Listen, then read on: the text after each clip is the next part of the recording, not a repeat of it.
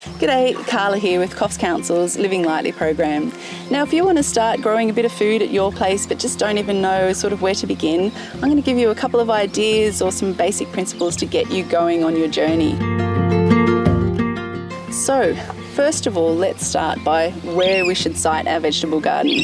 My advice would be to pick a nice sunny spot, sheltered if possible, and give yourself access to fresh water because veggies are pretty thirsty plants. So that's the first thing to think of. You can also use existing structures around that veggie garden. So things like a fence or the side of your house or something as a climbing structure, or even to provide a bit of shelter, okay, from those winds or afternoon sunlight. So after you've worked out a great place to situate your vegetable garden, then you're going to work out what sort of design you want, okay? What sort of shape and size. And I would suggest just starting small at first. You'd be surprised how much you can fit into a small garden. Make sure it's easy to manage and monitor and access from all sides as well. Then you've got to decide whether you're going to use an existing garden bed, for instance, or whether you're going to dig down into the ground, or whether you're going to go up. So you can use raised beds and pots with imported soil, or better yet, you can make a no-dig garden. Stay tuned for how to build no-dig gardens in one of our future episodes. If you're building up with anything other than a no-dig garden or even going into existing soil, you're going to have to work out whether your soil is capable, okay? So keeping it fertile or enriching it. Now, enriching your soil is really important because healthy soil is the best guarantee of healthy plants. And you can do this by adding things like compost or worm castings, organic fertilizers made out of natural materials, seaweed, and mulch is really important as well.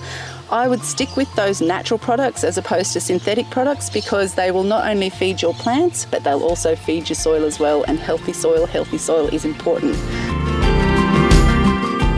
Okay, so once you've got your garden bed sorted and your soil's ready to go, then you get to pick your plants. And I would suggest starting easy, okay, and picking the plants that you're more likely to eat. Things like loose leaf lettuces, we've also got rocket is pretty easy, cherry tomatoes, and simple things that you're likely to eat. Silverweed as well is an easy one to start with, so have a look at that.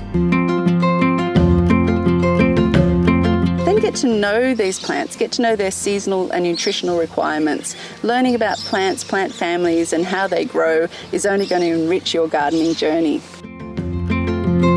So once you've worked out what plants you're going to put in your garden, you've got to decide whether you're going to go seedlings or get seedlings to put in, or whether you're going to grow from seed. Seedlings are probably pretty easy for beginners. They're available at most nurseries, or better yet, check out your farmer's market or community garden for locally grown organic seedlings. Seeds are great if you want bulk of something, so they're cheap and efficient. Just remember to get them in a couple of weeks before you're ready to plant them. And don't forget to throw in some flowers. Beautiful flowers around your veggie garden to attract those great beneficial insects. We'll talk a bit more about that in an upcoming series. Now the next bit is the fun bit. You get to put them in the garden. Lots of fun. So plant, water well, and mulch. Mulch in your garden is really important, I find. It builds the soil and it protects the soil from drying out and keeps those plants all happy and healthy. Now veggies are notoriously thirsty, like I mentioned before as well, so make sure you keep the water up to them, probably daily in the warmer seasons, maybe less in the cooler seasons, or better yet, set a watering system up with a simple timer and aim to water in the morning as well. It's a really good way to do your garden that way. After you've got your plants in, enjoy watching them grow, but my advice would be to just don't just set and forget. Keep an eye on everything. You don't want to miss a harvest, or you don't want to let the pests or something get out of control. So just keep an eye on everything. And don't despair. Don't give up if things don't work out perfectly the way you want. There is no perfect way in gardening. We're all learning as we go along, and learning is part of the gardening joy. So just get out there and give it a go.